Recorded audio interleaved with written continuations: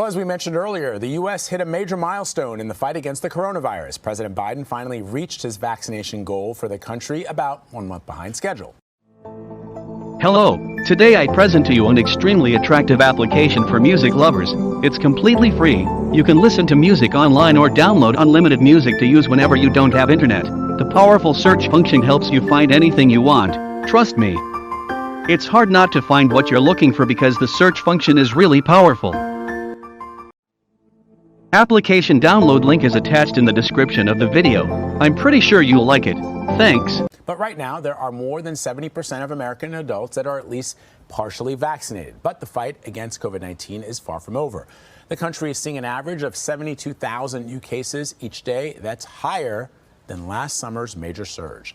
We've also learned South Carolina Senator Lindsey Graham tested positive for COVID despite being fully vaccinated. He described the symptoms as mild, but the infection is raising some concerns about the highly contagious Delta variant spreading on Capitol Hill.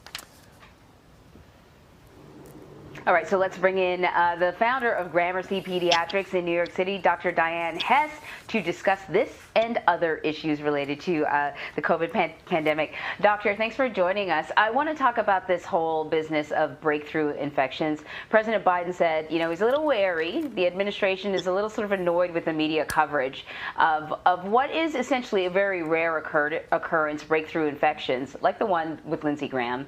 And the president is concerned that it will lead to more vaccine hesitancy the way the media has been covering this. You know, one of the things that has sort of occurred to me, though, is that I think that we there are different definitions being used when we talk about a breakthrough infection and different feelings about it. You know, the administration and the CDC, when breakthrough infections are concerning to them, it has to do with when people are showing up at the hospital with symptoms, maybe they need to be admitted. A breakthrough infection of any kind for a regular person is concerning. If I find out that my neighbor had a breakthrough infection, even if the symptoms are minor, I go, oh my goodness, is this vaccine even working? I think that we're sort of, we're using different definitions to express the concern. But the truth of the matter is that sort of a low-grade COVID infection may be symptom-free or may have very mild symptoms, and you'll be fine. The idea behind the vaccine is to make sure you don't end up in the hospital, and very few people are doing that once they've been vaccinated. Right, doctor? Exactly. I think that it's a lot of hype. I think that breakthrough infections are exactly what we thought they'd be. Patients are getting a mild version of COVID, and they're not ending up in the hospital. Just think about how many people, you know, got the flu vaccine and still get the flu, but they don't end up in the hospital and they don't end up dying. We have to make sure that our hospitals are not overwhelmed. That's what the vaccine was designed for. That people who have cancer, that people who have heart disease, liver disease, who need surgery, can still get into our hospitals and get good care because most of the population got the vaccine, and that's the goal. And I happen to totally agree with President Biden. He is right. We have to stop focusing on these breakthrough infections because it's not rare, and it's not that it's not rare. It's not rare that it's not a rare occurrence that it's happening. The vaccine was designed to prevent death. It's an excellent point. And doctor, as you know, there are some mask mandates that are making a comeback in some regions of the United States. Louisiana, for example, reintroduced indoor mask requirements, as did San Francisco and other counties in Northern California. Here in New York City, though, as you know, Mayor Bill de Blasio stopped short of bringing back a mandate on masks. He says that we should focus more on vaccinations. And I would guess from a public health standpoint that you believe that that's probably the way to go. I completely agree. Kudos to, you know, Mayor de Blasio, which I don't always agree with him.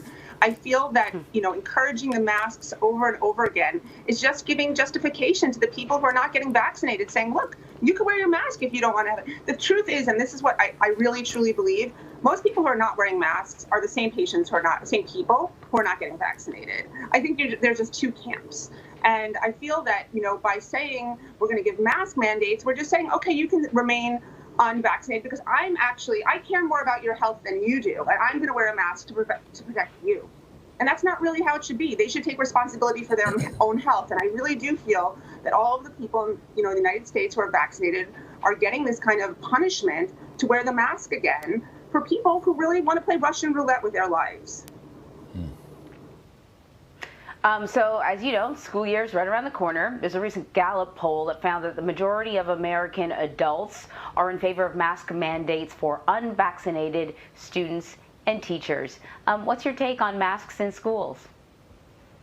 I think it should be a personal decision. Personally, if your child is vaccinated, I really feel sorry for that child to have to wear a mask because teachers are allowed to go into the school unvaccinated. That's really where the problem lies.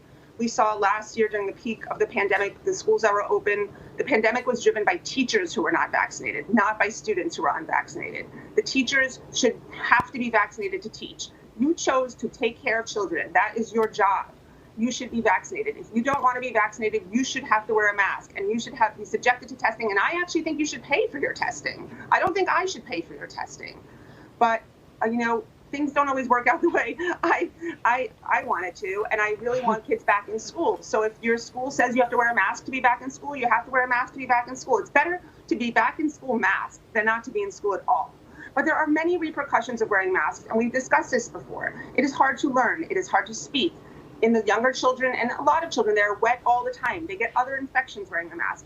They also, you have to remember, I've never seen such bad acne in my life in all the teenage patients. They're sweating, their hormones are raging, and they have this wet mask on them.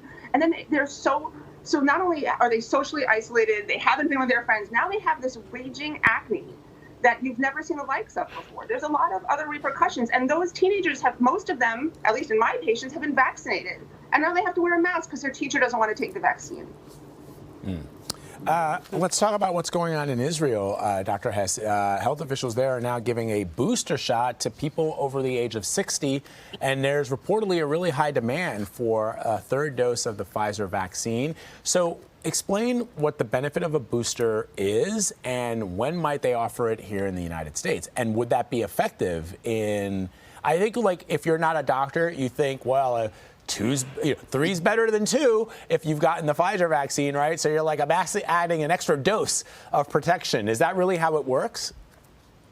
Yes, and I think it depends on your age. So I actually think that the third booster is going to be needed for 60 and above for sure. Remember, Israel rolled out the vaccine before anybody else did. So where Israel is kind of where the healthcare workers are in the United States. So we're seeing a lot of breakthrough in people like myself who got the vaccine in December, January, February. And these doctors are getting exposed again to COVID, and they're getting, COVID infections, but they're not ending up in the hospital. So we know that the vaccine wanes. Now, we don't know about that in children. Children seem to be actually spiking much higher immunity and creating much better antibodies that last longer. So it might be that children will only need one vaccine in the end, and older adults and immunocompromised might need three, and we'll probably need a booster every year. But we didn't even make it through a year, and we already need boosters. So there's still a lot left to learn.